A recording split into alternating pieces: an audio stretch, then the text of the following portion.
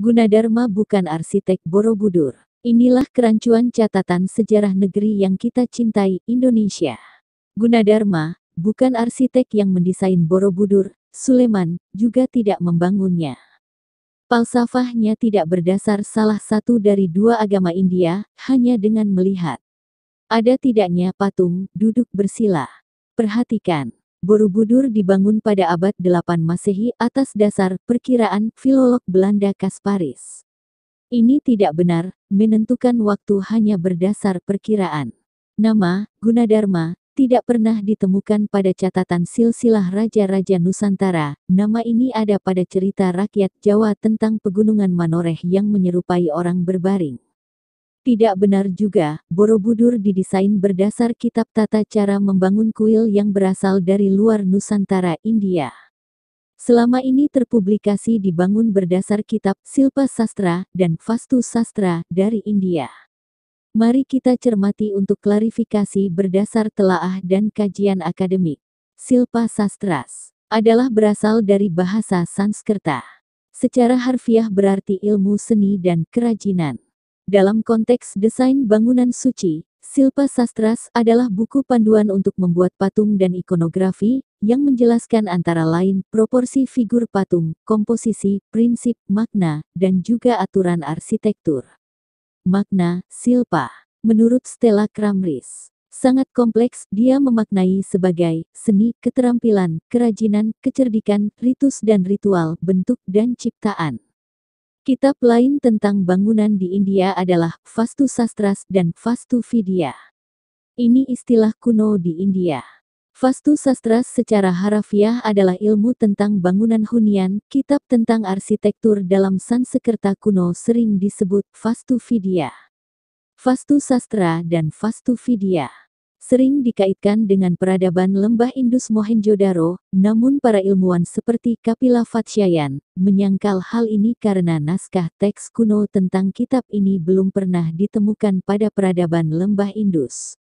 Menurut Michael Meister, seorang profesor Indologi yang mengkhususkan diri pada arsitektur India berpendapat bahwa Atharva Veda berisi ayat-ayat dengan kosmogoni mistik yang memberikan paradigma perencanaan kosmik dan di kitab ini tidak mewakili arsitektur atau praktika yang berkaitan dengan ilmu rancang bangun.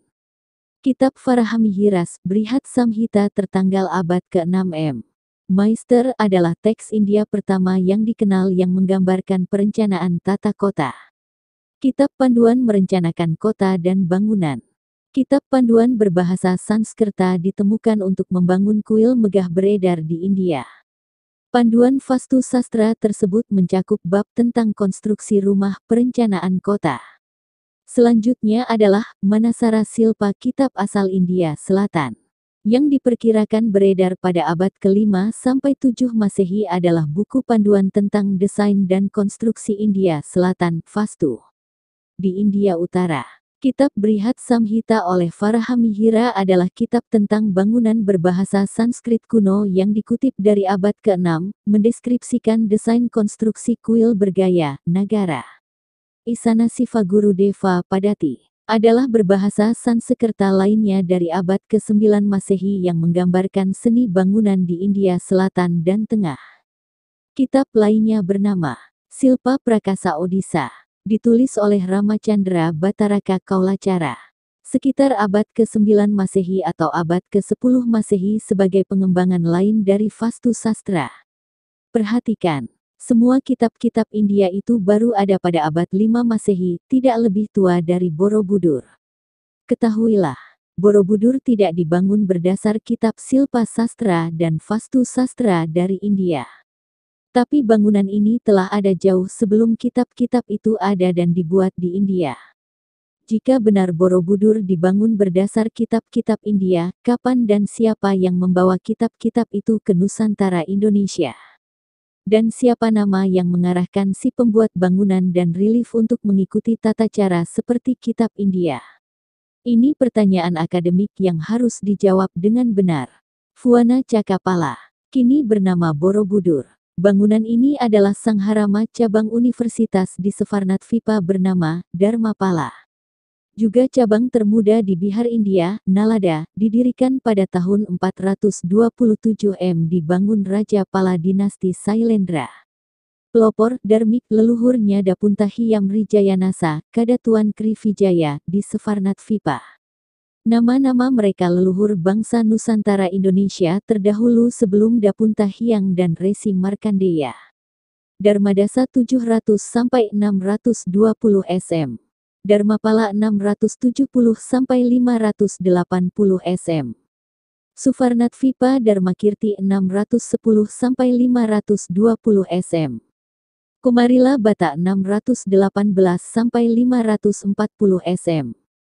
Adi Sankara 569-537 sm. Nama-nama di atas adalah asli manusia Nusantara Indonesia terdahulu pelopor ajaran Dharma. Dharmik, Dharma, Dhamma ini intisari yang mendasari ajaran agama-agama Timur. Jainism, Hinduism, Buddhism, Sikh dan Zoroaster, terekam dan tergambar sempurna di Borobudur. Mari kita telaah anggapan selama ini tentang Borobudur. Berdasar pendapat Kasparis berdasarkan interpretasi prasasti berangkat tahun 824 dan prasasti Sri Kahulunan 842 Pendiri Candi Borobudur adalah Smaratungga yang memerintah tahun 782 sampai 812 pada masa dinasti Shailendra. Mari kita perhatikan satu persatu pada kata yang bergaris di bawahnya. A. Kasparis. B. Shailendra. C. Smaratungga. D. Sri Kahulunan 842 A. Johannes Gisbertus de Kasparis. Johannes Gisbertus, Hans de Kasparis, lahir di Imnes, tanggal 31 Mei tahun 1916 meninggal di Wassenaar, tanggal 19 Juni tahun 2002 pada umur 86 tahun, adalah seorang filolog dari Belanda. Selain memiliki banyak karya ilmiah dan prestasi akademik, dia berjasa mengubah sikap pemerintah Indonesia yang dahulunya menganggap remeh bidang arkeologi untuk dijadikan bahan pengajaran tentang sejarah awal dan arkeologi di Indonesia. L'importance de la disillabi en javanais, 1947, Prasasti I Inscriptis uit de Calendratich, 1950. Twintig Jaar Studi van de Oudere Geschiedenis van Indonesia, tahun 1931 sampai tahun 1951. 1954. Prasasti Indonesia II, Selected Inscriptions from the 7th to the 9th Century AD, 1956. Hasil karya South Inscriptions from Candi Plaosan Lor, 1958, Historical Writing on Indonesia, 1961. Indonesian Paleography, A History of Writing in Indonesia from the Beginnings to C. A. Part 1500, 1975. Peranan Aditya Warman Putra Melayu di Asia Tenggara, 1989, An Ancient Garden in West Sumatra, 1990. Johannes Gisbertus de Kasparis. Beliau berjasa menafsirkan sejarah Indonesia versi Belanda, menyebut angka tahun pendirian Borobudur berdasar perkiraan. Kita cermati ini. Pada tahun 1954 sejarawan Kasparis menulis desertasinya bahwa Borobudur dibangun pada perkiraan tahun 824 Masehi. Perhatikan, angka tahun yang disebut adalah angka tahun perkiraan.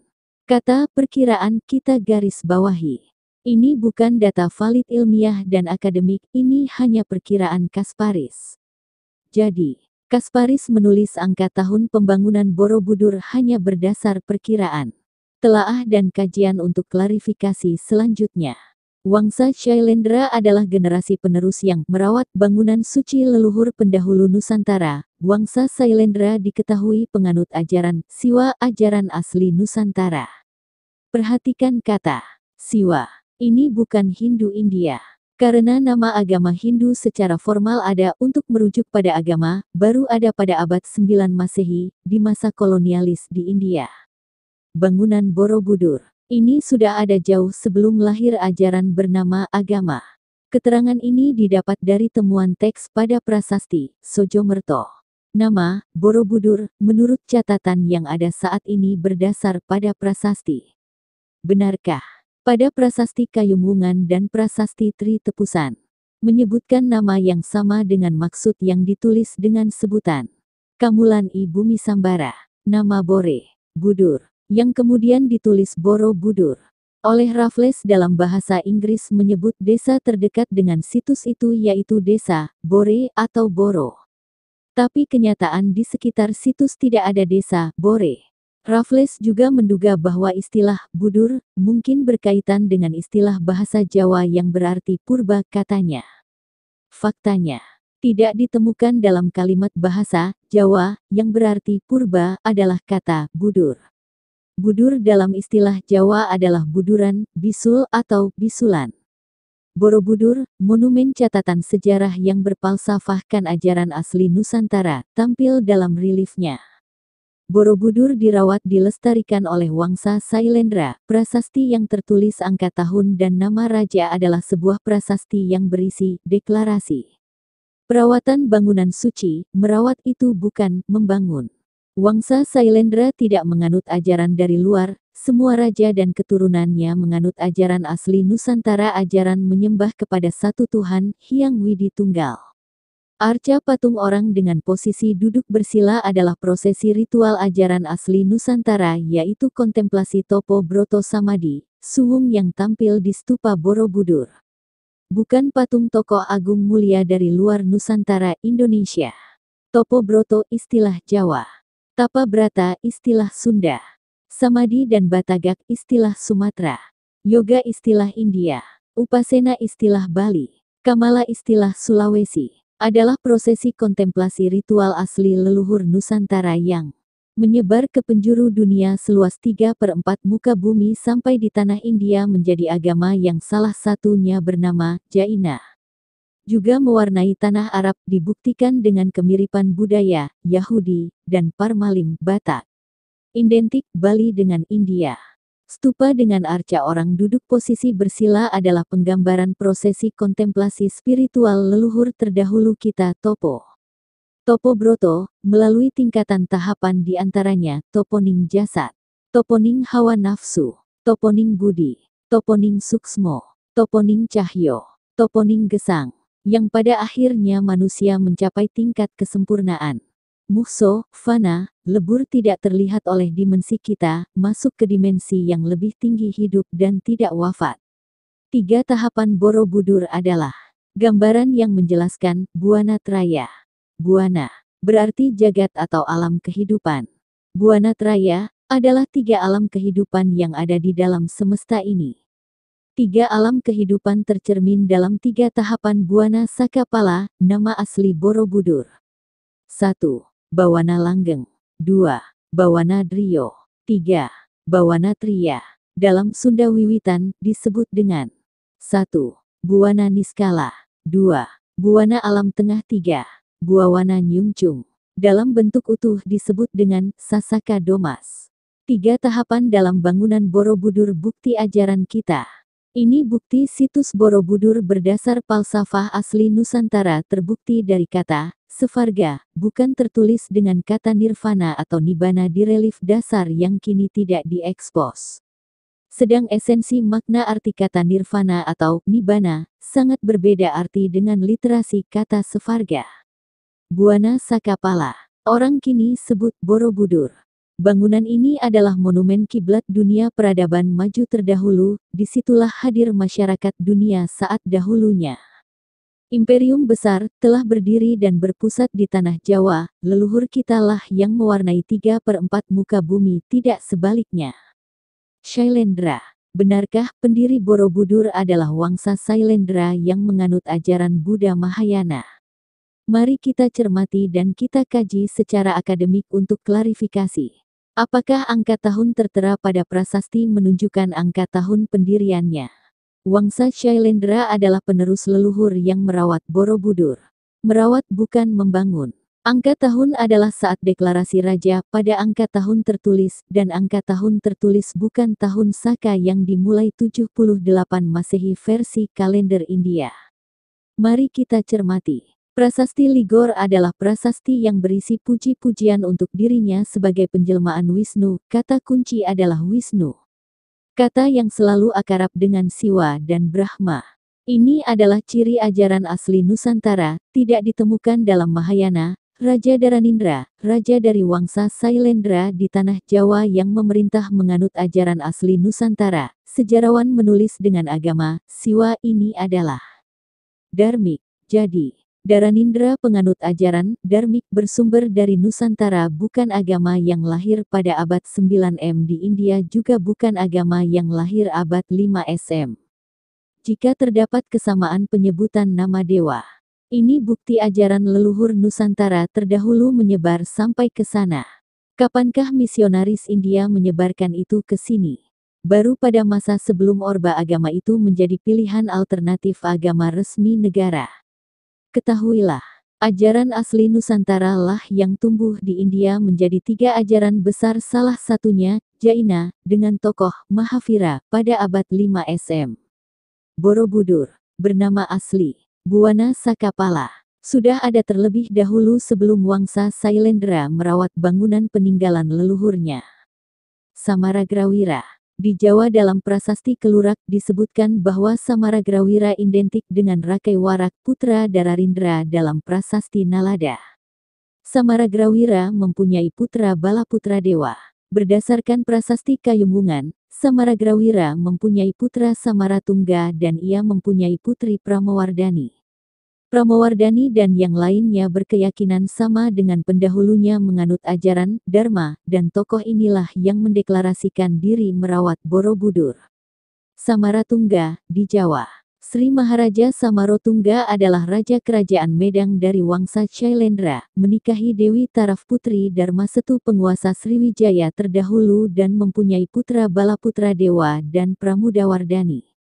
Pramudawardhani menikah dengan Rakai Pikatan putra Sri Maharaja Rakai Garung atau Empu Palar, raja kelima kerajaan Medang tertuang dalam prasasti Kayumwungan. Prasasti adalah catatan saat Raja mendeklarasikan perawatan bangunan suci, oleh karenanya tercatat angka tahun yang berbeda di setiap prasasti. Bukan berarti melanjutkan membangun Borobudur seperti tertulis saat ini. Dalam prasasti Kayumwungan tertuliskan dalam 2 bahasa, bahasa Sansekerta dan Jawa kuno. Pada bagian kedua yang berbahasa Jawa kuno dikeluarkan oleh Rakai Patapan Empu Palar. Tertulis, Sima Swatantra, yaitu menghadiahkan beberapa desa untuk merawat bangunan suci, juga, Jinalaya, adalah cara merawat bangunan suci. Jadi isi prasasti ini adalah sebuah deklarasi raja untuk merawat bangunan suci, dengan kompensasi masyarakat yang melakukan perawatan dibebaskan dari membayar pajak. Kajian selanjutnya untuk kita klarifikasi. 3 tahapan Borobudur adalah gambaran yang menjelaskan Bawana Traya. Bawana, Buwana berarti jagat atau alam kehidupan. Buwana Traya adalah 3 alam kehidupan yang ada di dalam semesta ini. 3 alam kehidupan tercermin dalam 3 tahapan Bawana Sakapala. Bawana Langgeng, Bawana Drio, Bawana Triya. Bawana Sakapala, nama asli, Borobudur, monumen kiblat dunia pada saat terdahulu. Borobudur bukan berpalsafah dari luar Nusantara, Borobudur ini monumen catatan sejarah yang berpalsafahkan ajaran asli Nusantara, Dharmik original. Terbukti dari teks yang tertulis di relief paling dasar yang kini tidak dapat dilihat umum, di antaranya 12 kata, sevarga. Kata yang lain yang membuktikan penjelasan di atas adalah Kusala Dharma Bhajana, Mahe Cakya. Arti kata Mahe adalah maha atau agung, besar. Arti kata Cakya adalah kaum Cakya atau Saka, leluhur bangsa Nusantara Indonesia. Pengertian hakiki kata sevarga sangat berbeda dengan Nibbana. Dan Wangsa Sailendra bukan beragama dari luar Nusantara, semua raja dan keturunannya menganut ajaran asli Nusantara, ajaran menyembah kepada satu Tuhan, Hyang Widi Tunggal. Para peziarah Tiongkok dari Fahien 399 sampai 414 M sampai Ising 671 sampai 695 M datang ke Nusantara Indonesia terdahulu untuk belajar. bukan membawa Buddhisme dari negaranya disebarkan ke sini. Dan Palembang bukan pusat Buddhisme di masa lalu. Jangan salah kaprah, apalagi ikut mempublikasikannya tanpa dasar. Penggalian yang paling penting oleh para sarjana Buddhis Indonesia adalah konsep ketuhanan dalam Buddhisme yang diadopsi dari berbagai penelitian teks-teks kuno dalam buku Sang Hyang Kamahayanikan. Ajaran leluhur bangsa Indonesia yaitu konsep Hyang Widi Tunggal, dan atas dasar salah satu inilah negara memasukkan Buddha menjadi salah satu agama resmi negara. Mahayana, yang dilabelkan di Borobudur. Mahayana dan Borobudur, khususnya di Indonesia terpublikasi ada, setelah 1955 ketika Asin Jinarakkhita kembali ke Indonesia dan juga saat negara mengizinkan upacara Waisak Nasional di Borobudur. Dan mulai saat ini Borobudur terpublikasi berdasar Buddhisme Mahayana. Fakta akademik membuktikan bahwa literasi teks 12 kata Sevarga pada relief dasar yang ditutup membuktikan ini bukan Buddhisme. 12 kata Sevarga pada relief dasar Borobudur adalah konsep pemahaman kehidupan setelah kematian. Kata ini terserap menjadi teks literasi kata surga. Ini konsep pemahaman tentang kehidupan setelah kematian ajaran leluhur bangsa Indonesia. Dharmik original. Ajaran inilah menyebar ke 3/4 dunia mendasari ajaran yang tumbuh subur di tanah luar Nusantara Indonesia. Kita tidak dari India menuju Arab tapi keduanya dari sini. Sebelum kita membahas secara detail tentang pertanyaan di atas, mari kita ketahui sejarah dan masa kerajaan yang ada di Nusantara. Dan tahun tertulis masih menggunakan tahun Saka yang belum direvisi. A. Salaka Negara 132 M 362 M. B. Kutai abad ke-4 M. C. Tarumanagara 358 M 669 M. D. Kendan 536 M 612 M. E. Galuh 612 M 1528 M. F. Kalingga abad 6 sampai 7 M. G. Sriwijaya abad 7 sampai 13 M. H. Sailendra abad 8 sampai 9 M. I. Kerajaan Medang 752-1006 M. J. Kerajaan Kahuripan tahun 1006 sampai tahun 1045 M. K. Kerajaan Sunda 932-1579 M. L. Kediri tahun 1045 sampai tahun 1221 M. M. Darmasraya abad 12 sampai 14 M. N. Singhasari tahun 1222 sampai tahun 1292 M. O. Majapahit tahun 1293 sampai tahun 1500 M. P. Malayapura abad 14 sampai 15 M. Dan tahun tertulis masih menggunakan tahun Saka yang belum direvisi, karena anggapan tahun Saka awal di prasasti yang saat ini dianggap dimulai tahun 78 Masehi, harus direvisi. Penghitungan tahun Saka awal 78 Masehi menyebabkan hilangnya sejarah bangsa Indonesia sebelum tahun itu. Wangsa Sailendra atau Shailendra adalah nama wangsa atau dinasti raja-raja yang berkuasa di Sriwijaya. Asal-usul wangsa ini masih diperdebatkan oleh ahli sejarah, ada yang menyebutkan dari Sumatera, Jawa, Kamboja, Funan, dan India. Untuk penjelasan tentang ini akan kita dapatkan di bagian selanjutnya. Dalam menyingkap suatu tulisan penjelasan tentang fakta sejarah bisa dapat terbukti berdasarkan prasasti yang ada, selama prasasti tersebut tidak mengalami perubahan fisik dan pendistorsian maksud dari apa yang tertera dalam prasasti tersebut. Untuk membuktikan apakah benar Wangsa Sailendra yang mendirikan atau membangun Borobudur, mari kita ikuti pemaparan ini. Untuk merekonstruksi sejarah Indonesia kuno diperlukan beberapa sumber. Adapun sumber-sumber tersebut berdasarkan validitasnya dapat dirinci sebagai berikut. 1. Sumber prasasti. Sumber ini merupakan sumber yang pertama dan utama di dalam merekonstruksi sejarah Indonesia kuno. Hal ini disebabkan karena prasasti merupakan data otentik yang berisi tentang suatu ketetapan atau keputusan yang mengikat yang dikeluarkan oleh seorang raja atau pejabat. Ketetapan tersebut dilengkapi dengan tahun dikeluarkannya prasasti, unsur pertanggalan, raja atau pejabat yang mengeluarkan, sebab-sebab dikeluarkannya prasasti, persembahan yang diberikan kepada para pejabat, pasek-pasek, dan diakhiri dengan kutukan atau sapata, yang ditujukan kepada orang atau sekelompok orang yang merusak dan melanggar isi prasasti tersebut. Lebih dari 80% prasasti Jawa kuno berisi tentang hal-hal yang berkaitan dengan masalah status tanah. Hal ini bisa dipahami bahwa Indonesia adalah negara agraris di mana masalah status tanah sangat penting, terutama yang berkaitan dengan penetapan sima, swatantra otonom, suatu desa atau daerah dinyatakan menjadi daerah perdikan yang dibebaskan dari pajak kerajaan karena sesuatu hal. Sebagian kecil sisanya dari yang 80% tersebut berisi antara lain tentang masalah hukum, masalah hutang pihutang, masalah status kewarganegaraan seseorang, dan sebagainya. 2. Sumber karya sastra Jawa kuno, terutama kitab Negara Kertagama, Sutasoma, Kitab Pararaton, kitab-kitab Kidung, Babat, naskah-naskah lontar, dan sebagainya. Tentu saja nilai validitas masing-masing sumber tersebut berbeda, misalnya Kitab Negara Kertagama lebih tinggi validitasnya daripada Kitab Pararaton, karena Negara Kertagama diketahui penulisnya, diketahui tahun penulisannya yaitu pada zamannya, Majapahit.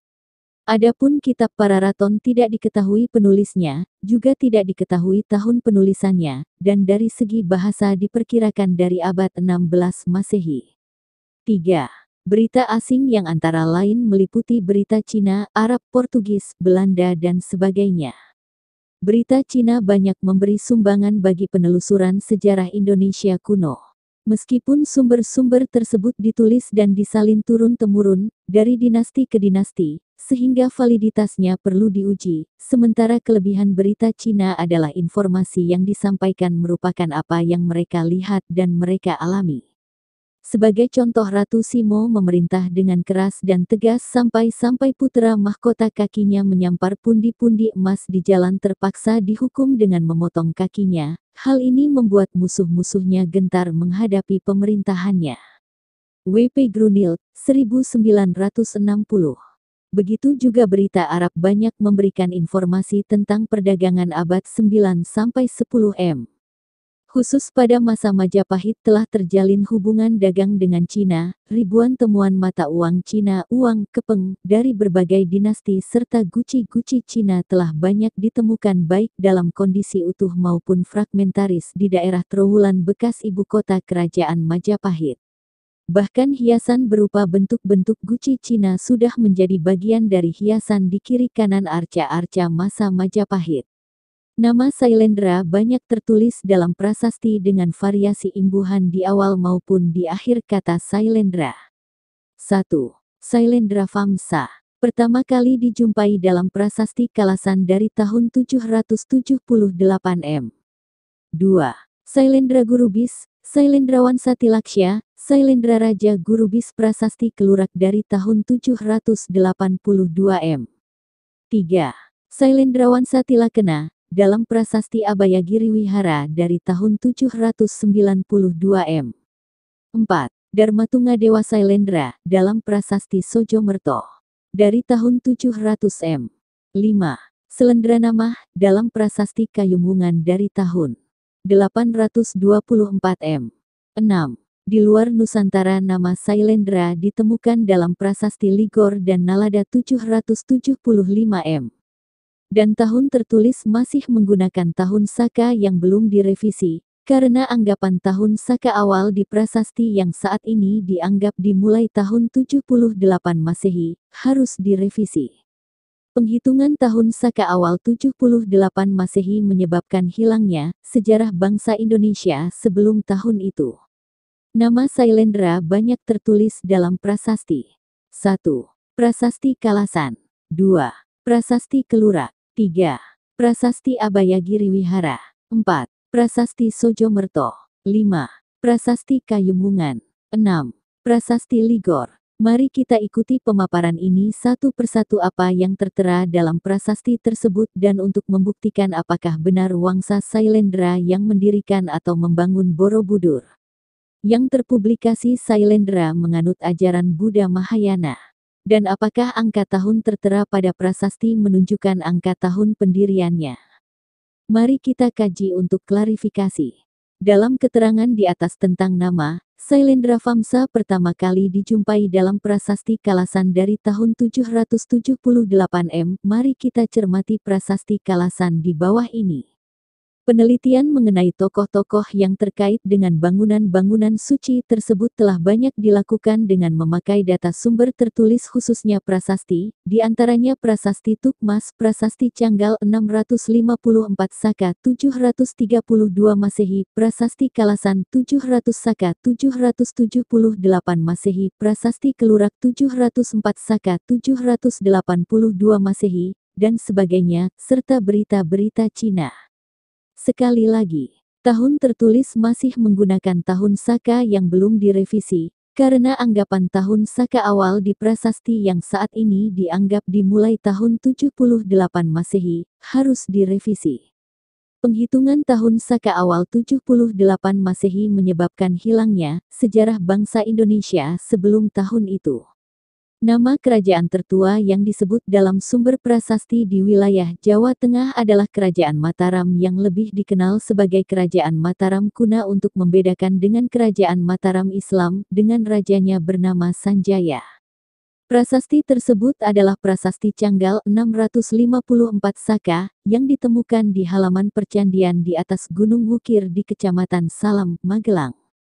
Prasasti Canggal memakai huruf Palawa, berbahasa Sansekerta, dan membicarakan Raja Sanjaya yang ditafsirkan beragama Siwa, yang mendirikan sebuah lingga di Bukit Stiranga.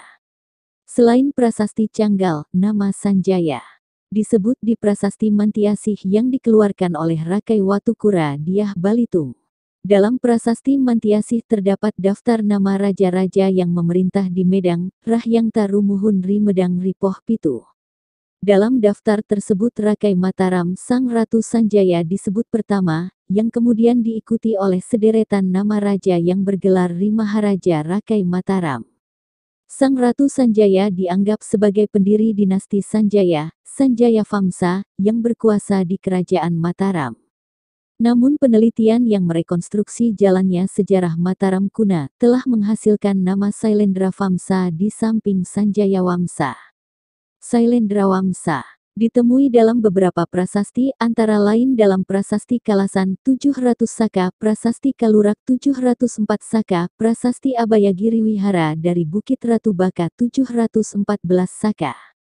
Prasasti Kayumungan. Secara garis besar Prasasti Sanhara membicarakan ayah Sanhara yang sangat patuh kepada gurunya, memberi emas yang 6 kepada Sanhara dengan sebuah janji yang harus dipenuhi. Menurut Bukhari, ayah Sanhara adalah Raja Sanjaya, sedangkan Sanhara sendiri adalah Rakai Panangkaran. Ia memindahkan pusat kerajaannya ke timur. Letak ibu kotanya yang baru, kemungkinan di sekitar Sragen, di sebelah timur Bengawan Solo atau di daerah Purwodadi, Grobogan. Dari uraiannya tersebut Bukhari telah mengidentifikasikan Panangkaran dengan Sailendrawansa Tilaka, yang disebut dalam beberapa prasasti. Bahkan menurut Bukhari apabila Panangkaran identik dengan Sailendra Vamsa Tilaka, maka seperti yang tertera dalam prasasti Nalada ia berputra Samaragrafira dan Balaputra Dewa, Raja Sriwijaya, adalah cucunya. Pendapat bahwa Rakai Panangkaran berpindah agama, menurut Bukhari tertera dalam prasasti Sanhara, khususnya bait 3 yang diawali dengan kalimat So, Yam Tiaktanya Baktir Jagadasi Faharak Camkarak Camkarahya. Terjemahannya sebagai berikut. Ia, yang bernama Sanhara, setelah meninggalkan kebaktian kepada dewa yang lain dari Sanhara yang melenyapkan ketidaktenteraman di dunia. Pada dasarnya penulis setuju dengan terjemahan tersebut di atas, hanya ada sedikit perbedaan, sebagai berikut. Ia yang bernama Sanhara, yang kebaktiannya ke yang lain telah ditinggalkan, daripada Sanhara, Siwa yang menguasai dunia. Dari terjemahan tersebut, penulis meragukan bahwa Anhara berpindah agama. Kata sangkara yang dimaksud adalah bukan keyakinan atau agama. Sankara adalah sikap tidak baik yaitu angkara atau lengkapnya tertuang dalam kesatuan kalimat angkara. Angkara murka. Ini bukan agama atau menjelaskan tentang pindah agama. Apalagi ke agama Buddha Mahayana. Pendapat ini diperkuat oleh syair pada bait keempat, dikatakan setelah ia mendirikan prasada untuk datar, ia membicarakan moksa yang merupakan kebahagiaan tertinggi. Moksa diperoleh oleh para fratin, pertapa, yang suci melalui pengetahuan, jenana, yang diperoleh dari putri datar, Saraswati. Kalimat lengkapnya sebagai berikut. Sreyo moksan naparam adikam katyate jenana fitbir, moksa so pi fratibir anagair labyate jenana hetoh, takka jenanam fratibir amalam labyate yat prasadat, datu putri janaya tu estaram vandita en kafitfam. Konsep moksa tidak dipakai dalam agama Buddha. Demikian pula pada bait penutup selain biksu dan sangga, disebut tokoh kelompok lain, yaitu putri datar, fratin, kulapati, raja, nerpatir, pelindung para dasyu, sehingga dengan menyebut Buddha dan biksu tidak menjamin raja beragama Buddha.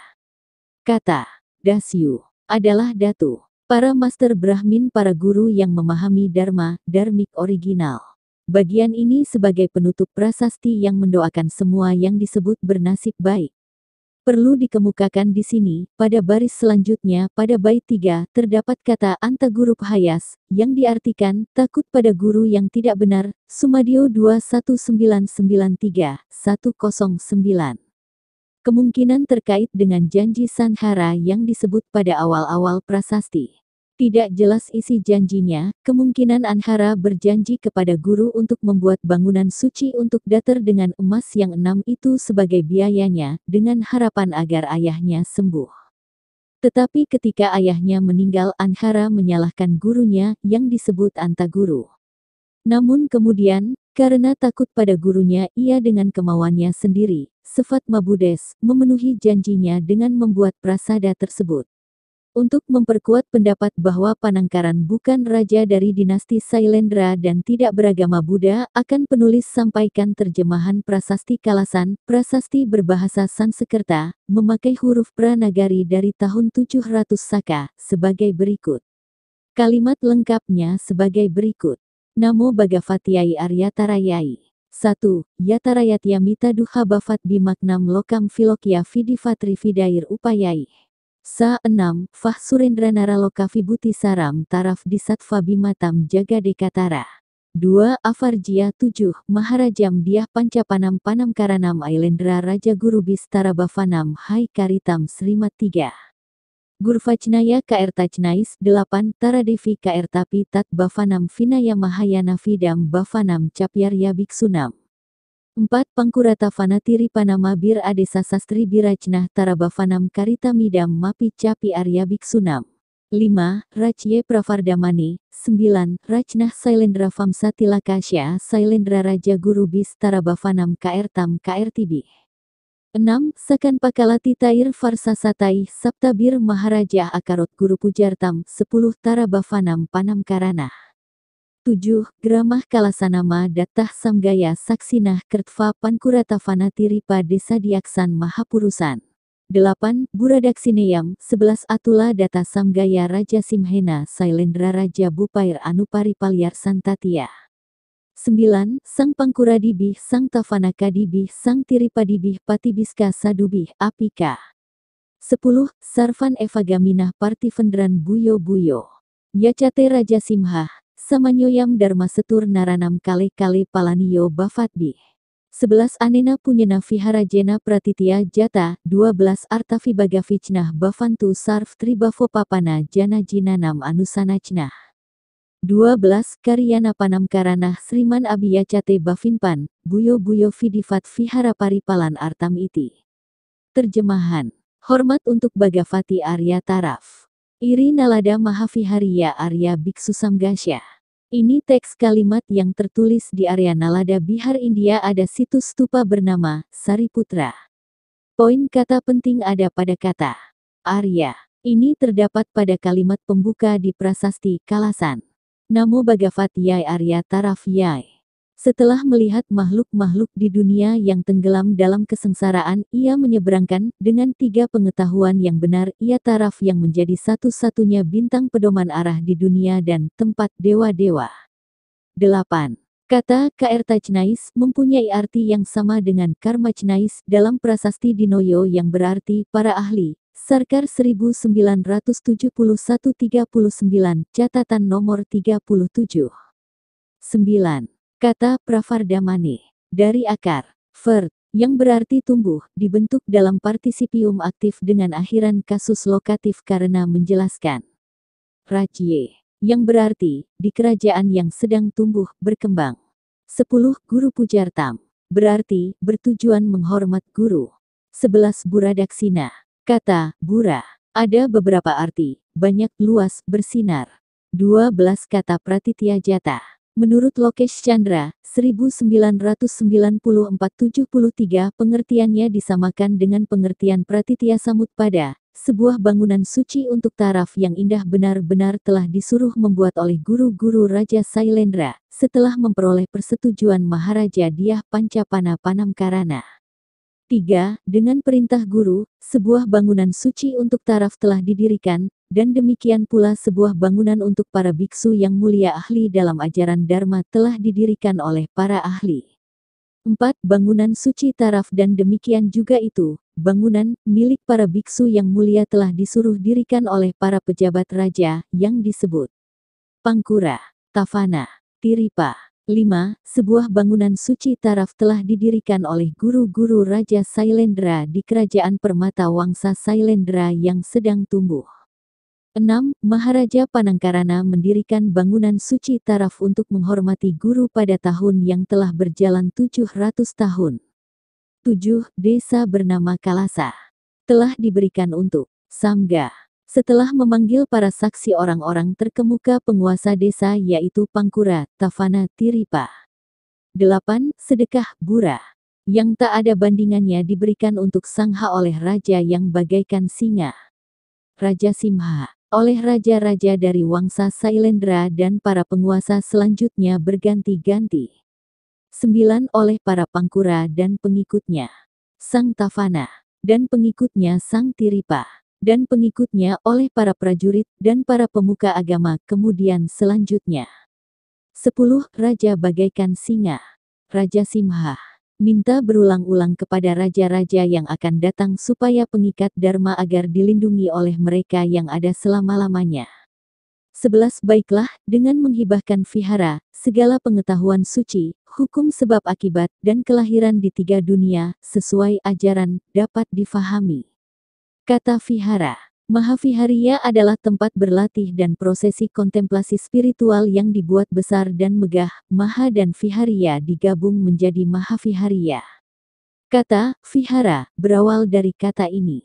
Mahavihariya.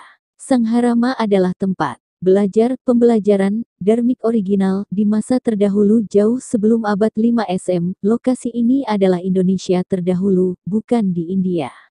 Mahatupa, Maha atau Mahe adalah berarti besar atau agung. Tupa adalah awal dari literasi kata, stupa. Peziarah Tiongkok ke Nusantara menyebut kata ini dengan tope. Arya adalah kaum Cakya, saka leluhur bangsa Nusantara Indonesia maju terdahulu. Mahavihariya adalah tempat berlatih dan prosesi kontemplasi spiritual yang dibuat besar dan megah. Maha dan Vihariya digabung menjadi Mahavihariya. Kata vihara berawal dari kata ini. Para tera adalah orang-orang yang belajar atau sudah menjadi master pada ajaran dharmik original disebut dengan para teran. Fuana Cakapala adalah nama bangunannya. Literasi kata Fuana, Buana 3 tahapan bentuk bangunan Fuana Cakapala adalah gambaran 3 alam kehidupan yang ada di dalam semesta ini, bukan kama, rupa, arupa datu versi India. 12. Karyana Panangkarana minta berulang-ulang kepada Yang Mulia Raja-Raja yang akan datang senantiasa melindungi bangunan suci yang penting ini sesuai peraturan.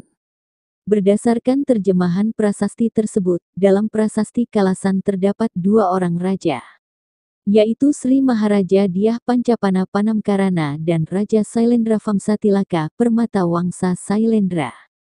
Bahwa ada dua orang raja pada prasasti Kalasan, telah dikemukakan oleh Van Naersen, 1947, dan De Kasparis, 1950. Menurut mereka, Rakai Panangkaran adalah raja bawahan raja Sailendra Vamsatilaka, yang disuruh membangun Tarabhavanam. Untuk Raja Sailendra, Sumadio II, 1984-8990. Namun sebaliknya, menurut pendapat penulis, justru Sailendra Vamsatilaka lah raja bawahan Panangkaran, dengan alasan sebagai berikut. 1. Rakai Panangkaran bergelar Sri Maharaja, sedangkan Sailendra Vamsatilaka bergelar Raja saja. 2. Tarabhavanam didirikan di kerajaan Sailendra Vamsatilaka yang sedang tumbuh, berkembang. 5. Rajye Pravardhamane Rajnah Sailendra Vamsatilakasya. 3. Untuk mendirikan bangunan suci itu pun Raja Sailendra mengutus guru-gurunya minta perkenan Sri Maharaja Dyah Pancapana Panamkarana. Kalau Panangkaran raja bawahannya, mengapa ia harus minta izin pada Panangkaran terlebih dulu? 4. Usaha guru-guru itu disetujui oleh Panangkaran untuk tujuan Guru Pujartam, yang berarti bertujuan menghormat guru. Dengan demikian persetujuan Panangkaran untuk mendirikan Tarabhavanam adalah untuk menghormat guru, Guru Pujartam, yang menghadap Panangkaran untuk minta perkenan mendirikan Tarabhavanam, dan bukan karena Panangkaran beragama Buddha Mahayana yang berkepentingan dengan pemujaan di Tarabhavanam tersebut. Ketahuilah sekali lagi bahwa Buddha masuk ke Nusantara diakui resmi negara baru pada tahun 1953, masa sebelum Orde Baru. Bahwa seorang raja bawahan maupun rakyat tidak harus mempunyai agama yang sama dengan rajanya, dibuktikan oleh banyaknya sisa-sisa Candi Saiwa di sekitar Borobudur. Dari prasasti Kalasan ini kita ketahui Raja Sailendra Vamsatilaka mungkin baru datang atau baru mendirikan kerajaannya, dan menjadi raja bawahan Sri Maharaja Panangkaran, seorang Raja Sanjaya Vamsa anak Raja Sanjaya. Pada tahun 1921, di ruang depan biara nomor 1 di Nalada oleh Hirananda Sastri ditemukan artefak berupa pelat tembaga. Sumbangan Balaputra Deva, dari dinasti Sailendra di Suvarnadvipa Nusantara, tertera tulisan sebagai berikut.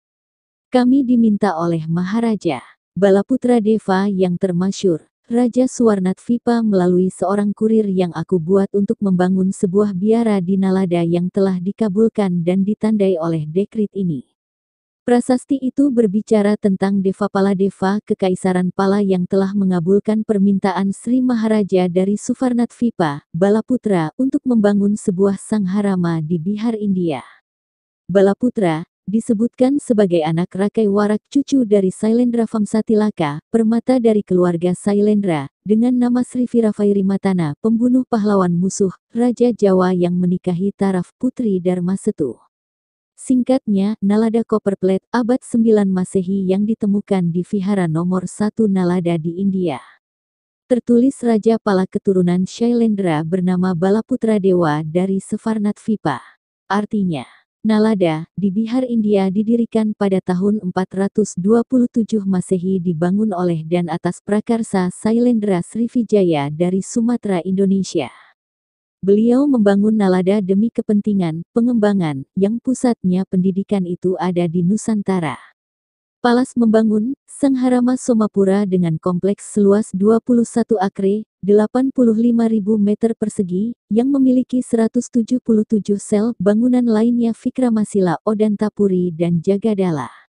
Di area Universitas Nalada di Bihar India, tepatnya di situs kuil nomor 3 disebut dengan nama Stupa Sariputa. Panel relief terpahat di atas menara ini adalah bangunan Nalada yang paling ikonik dengan beberapa anak tangga yang mengarah ke puncak Sariputra.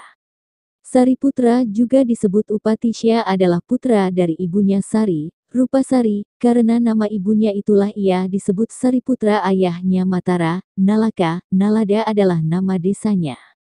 Nama ibu dan anaknya jelas nama Nusantara Indonesia, bukan India. Kitab Mahaprajnaparamita Sastra tentang Sariputra dan gurunya Sanjaya yang ditulis oleh Nagarjuna dalam Mahaprajnaparamita Sastra, risalah tentang kebajikan kebijaksanaan, juga dalam Divyavadana, halaman 394. Sarvalokasya ya prajna stapayitva tatagatam, Sariputrasya prajnaya kalam narhati sodasim. Tertulis, seorang Brahmin dari Suvarnatvipa bernama Kinva, Suvarnakesa, salah satu dari 6 guru besar non-Buddhis, Sanjaya. Sariputra dia berasal dari Suvarnatvipa, Kinchou. Ia dilahirkan keluarga Brahman, usia 17 ia menguasai semua keilmuan Veda. Sumber lain. Peziarah Tiongkok Yixing 635-713 pergi meninggalkan negerinya ke Kinchou, Kinti, Tanah Emas, Suvarnatvipa, Indonesia terdahulu menyebut Rivijaya dengan Foce atau Celi Foce untuk belajar di pusat pembelajaran Dharmik bernama Dharmapala yang bercabang di Bihar, India, Nalada. Suvarnatvipa, Indonesia, bukan India, adalah tempat awal sumber belajar falsafah utama dasar, Dharma, Dhamma. Dan inilah tokoh-tokoh putra Indonesia terdahulu di masa sebelum Masehi, para pelopor, Dharmik original, sampai ke tanah India. Sanjaya, Sariputra, Dharmadasa, Dharmapala, Suvarnakesa, Mautgalyayana, Suvarnatva Dharmakirti, Krijanayasa atau Dapuntahyang. Dharmadasa 700-620 sm, Dharmapala 670-580 sm, Suvarnatvipa Dharmakirti 610 sm 520 sm, Kumarila Batai 618-540 sm, Adi Sankara 569-537 sm. Mereka putra Nusantara pelopor Dharmik dari Suvarnatvipa, Sumatera, Indonesia sebagai tempat cikal bakal Dharmik original yang kini tersimpan sempurna di Bali. Sangharama Universitas Pusat Pembelajaran Dharmik di Suvarnatvipa bernama Dharmapala, Sangharama cabang di India bernama Nalada, cabang di Jafatvipa bernama Fuana Cakapala kini terpublikasi menjadi Borobudur. Selanjutnya Raja Sailendra Vamsatilaka disebut dalam beberapa prasasti, yaitu Prasasti Kelurak, Prasasti Abayagiri Vihara di Bukit Ratu Baka, Prasasti Kayumungan, Prasasti Ligor B, Prasasti Nalada. Dalam Prasasti Kelurak Ailendra Vamsatilaka yang bergelar Riwirawairimatana, pembunuh musuh yang gagah berani, ia mendirikan sebuah bangunan suci untuk Manjusri atau Manjugosa diresmikan oleh gurunya Pendeta Kumaragosa yang datang dari Gaudivipa. Bangunan suci yang disebut dalam Prasasti Kelurak adalah bangunan Sewu, walaupun bukan bentuknya yang sekarang, karena Candi Sewu dibangun 3 kali. Sailendra Vamsatilaka. Pada Prasasti Nalada, dari Raja Devapaladeva, kita jumpai nama Sailendra Vamsatilaka yang bergelar Sri Viravairimatana. Ia Raja Jawa, berputera Samaratungga yang kawin dengan Taraf, anak Raja Dharmasetu dari Somawamsa. Dari pernikahan ini lahirlah Raja Balaputra Dewa, Raja Sriwijaya, yang telah mendirikan sebuah bangunan suci di Nalada, Sumadio 21993-112. Dengan adanya pendapat 2 dinasti di Jawa Tengah, maka Samaratungga bukan anak Panangkaran, melainkan anak Raja Sailendra Vamsatilaka yang memerintah di Jawa. Berdasarkan terjemahan Prasasti Kalasan 700 Saka di wilayah Jawa Tengah terdapat 2 dinasti, yaitu dinasti Sanjaya, Sanjaya Vamsa, dan dinasti Sailendra, Sailendra Vamsa. Raja Sailendra Vamsa ketika itu berkedudukan sebagai raja bawahan Sri Maharaja Dyah Pancapana Panangkarana. Oleh karenanya untuk mendirikan Tara Bhavanam di kerajaannya sendiri pun yang dikatakan sedang berkembang, tumbuh. Rajye Pravardhamane. Ia harus minta izin terlebih dahulu ke Maharaja Panangkarana, melalui guru-gurunya. Rakai Panangkaran tidak beralih agama, ia menyetujui pendirian Tara Bhavanam untuk menghormati para guru-guru Pujartam. Mungkin hal ini pulalah alasan yang dipakai oleh Raja Sailendra untuk mengirim guru-gurunya minta perkenan Maharaja Panangkaran untuk mendirikan Tara Bhavanam. Bahasan lain tentang prasasti. Prasasti-prasasti dari Kutai dipahatkan pada sebuah tiang batu yang lazim disebut yupa. Dari beberapa yupa yang dapat dibaca dapat diperoleh berbagai informasi, di antaranya nama silsilah raja-raja yang diawali dengan menyebut nama Maharaja Kudunga. Mempunyai putra Sang Acwawarman, yang mempunyai 3 putra, satu di antaranya yang terkemuka bernama Mulawarman. Di Jawa Barat tepatnya daerah Bogor dan Jakarta, Kerajaan Tarumanagara dengan rajanya yang bernama Kripurnawarman. Baik nama raja-raja di Kutai maupun Tarumanagara bukan orang yang datang dari India, mereka adalah orang pribumi, dengan menggunakan gelar Warman. Adakah nama Warman ini di India? Termasuk nama tokoh yang pertama disebut dalam prasasti Kutai, yaitu Kudunga. Seperti informasi yang diperoleh dari prasasti Kutai bahwa upacara pendirian Yupa dengan upacara persembahan saji-sajian yang dilakukan oleh para Brahmana yang dipersembahkan kepada Raja Mulawarman, Purbacaraka, 1952. Dalam prasasti-prasasti Purnawarman, Purbacaraka, 1952. Prasasti tersebut menyebutkan bahwa mata air, yang airnya jernih dan dingin ini ada yang keluar dari batu atau pasir ke tempat yang banyak bunganya tunjung putih, serta mengalir ke sana-sini. Setelah menjadi satu lalu mengalir seperti sungai. Sebuah prasasti yang ditemukan di desa Sojomerto, Batang, Pekalongan mengindikasikan adanya semacam silsilah, yaitu nama Dapunta Selendra yang berputera bernama Santanu dan beristrikan Badrawati. Disebutkan bahwa Dapunta Selendra ini menganut agama Ciwa, Dharmik original ajaran asli Nusantara, bukan Hindu dari India. Informasi ini ditafsirkan oleh Bukhari, bahwa berdasarkan prasasti Sojomerto ini ternyata di Jawa Tengah tidak ada dua dinasti, tetapi hanya ada satu yaitu Dapunta Selendra yang beragama Ciwa. Hal serupa juga telah dikemukakan oleh Purbacaraka, Bukhari, 1967. Prasasti Sojomerto ini ditemukan di dekat reruntuhan candi di Bukit Gunung Wukir, Salaman, Muntilan. Dalam prasasti ini disebutkan sebuah bangunan suci di Bukit Stirangga, sama dengan yang berbadan kokoh, untuk pemujaan sebuah lingga. Bangunan suci yang di dalamnya terdapat lingga ini oleh Raja Sanjaya diperuntukkan sebagai tanda kemenangan Raja Sanjaya terhadap musuh-musuhnya. Yang menarik dari prasasti ini adalah angka tahun yang dituliskan dalam bentuk candra sengkala yang berbunyi Kruti Indriya Rasa 456 sama dengan 654 Caka. Angka tahun di sini tidak berarti menunjukkan angka tahun pendirian bangunan suci ini. Angka tahun di sini adalah penanda kapan atau saat ia meresmikan atau deklarasi penanda kemenangannya. Sekali lagi, tahun tertulis masih menggunakan tahun Saka yang belum direvisi, karena anggapan tahun Saka awal di prasasti yang saat ini dianggap dimulai tahun 78 Masehi, harus direvisi. Penghitungan tahun Saka awal 78 Masehi menyebabkan hilangnya sejarah bangsa Indonesia sebelum tahun itu. Inti dari prasasti Canggal ini yang menarik adalah ada seorang raja yang maha bijaksana dan mulia bernama Sana, yang berasal dari keluarga yang luhur memerintah rakyatnya dengan bijaksana dan sangat lama memerintah dengan penuh keadilan. Setelah Sana meninggal, pecahlah kerajaannya bingung mencari perlindungannya.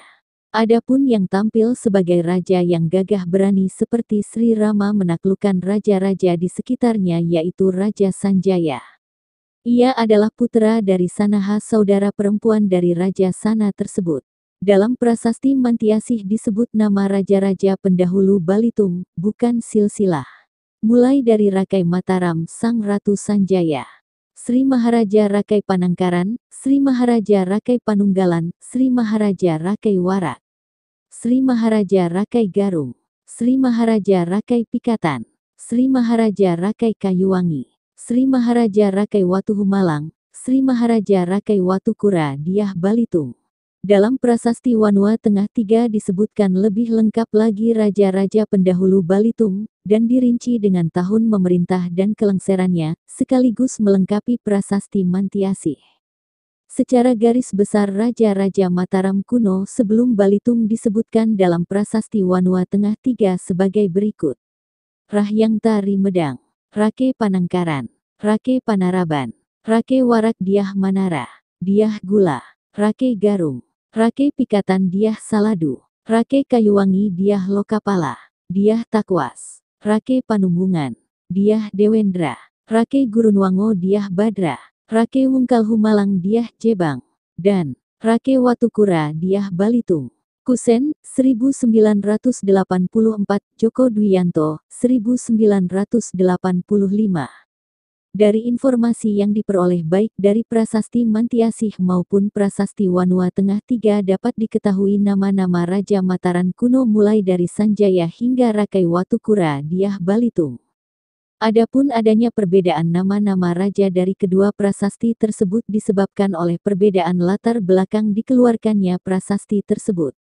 Prasasti Mantiasih dikeluarkan sebagai upaya legitimasi Balitung sebagai raja karena Balitung naik tahta karena perkawinan, mengawini anak Raja Daksa. Oleh sebab itu dalam prasasti Mantiasih yang dicantumkan hanya raja-raja berdaulat penuh atas seluruh wilayah kerajaan, misalnya Diah Gula, Diah Takwas, Diah Dewendra, dan Diah Badra tidak dimasukkan dalam daftar karena mereka tidak pernah berdaulat penuh atas wilayah kerajaan. Hal ini terbukti dari singkatnya masa pemerintahan mereka karena digulingkan dari tahta, seperti yang telah diketahui dari Prasasti Wanua Tengah III. Kusen, 1988.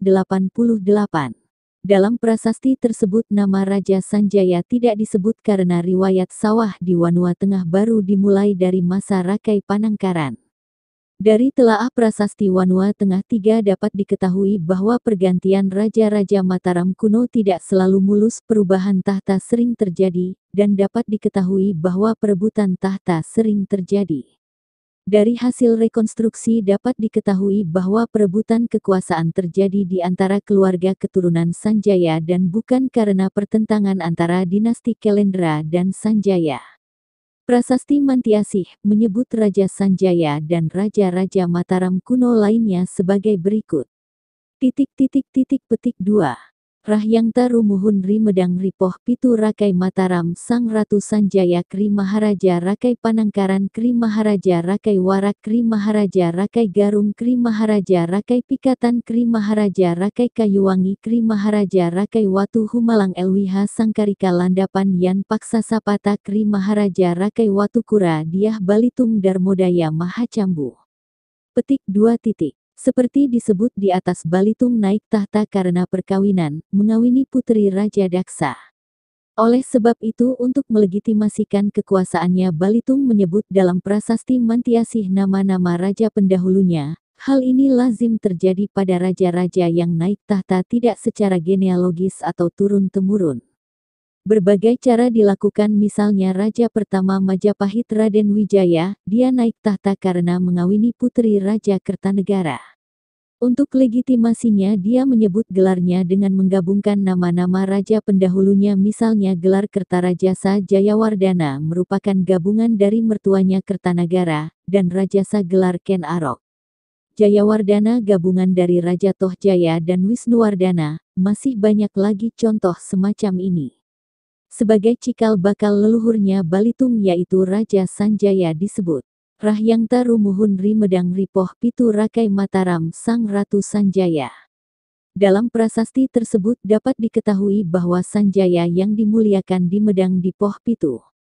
Medang berarti nama kerajaan dan Poh Pitu nama lokasi kerajaannya.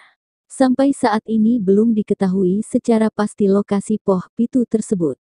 Yang jelas dari data prasasti ternyata lokasi kerajaan Medang berpindah-pindah dan perpindahan ini menarik untuk diteliti penyebabnya. Hal lain yang terbaru didapat dari hasil eksplorasi Santo Sabah. Di Kadatuan 13 Koto Kampar Provinsi Riau, Sumatera Indonesia. Matangkari adalah gambaran sinar dari simbol matahari dengan pusat pemerintahan, Katangka, dengan simbol 4 persilangan terekam dalam simbol suastika di Bali. Dan kadang ditampilkan dengan penggambaran hewan kura-kura, waktu, buaya, banteng. Inilah yang dimaksud daerah Matangkari oleh Gajah Mada dengan ucapan, "Aku akan kembali ke Matangkari." Yang dimaksud Gajah Mada adalah pusat Kadatuan. Area kota suci sebelum dan sesudah disebut Srivijaya. Di 13 Koto Kampar, bukan 5 koto apalagi Palembang. Kata Matangkari adalah berasal dari kata Maodang, Medang plus Kari, Makawi atau Makawi. Sang Hyang Datu Godang Makawi tersingkat Medang, pendahulunya Mataram kuno. Datu Madangkawi. Inilah yang memimpin pelabuhan, Barus pra-Islam sebagai pintu masuk untuk setiap kapal yang akan masuk dan keluar dari Sefarnat Vipa. Nama, Barus berasal dari bahan getah kayu kamper yang membeku saat ini bernama parmalin. Prasasti berikut ialah Prasasti Hampran. Prasasti ini ditulis di atas batu alam yang besar di desa Pelumpungan dekat Salatiga. Bahasanya Sanskerta, dan hurufnya bukan lagi huruf Palawa tetapi huruf Jawa kuno. Jadi inilah huruf Jawa kuno yang tertua di dalam prasasti yang berangka tahun. Isinya memperingati pemberian tanah di desa Hampra N yang terletak di wilayah Tergramuya oleh orang yang bernama Banu, demi kebaktian terhadap Isa, dengan persetujuan dari Sang Sida Dewi. Berlanjut ke bagian keempat. Bai Santosaba.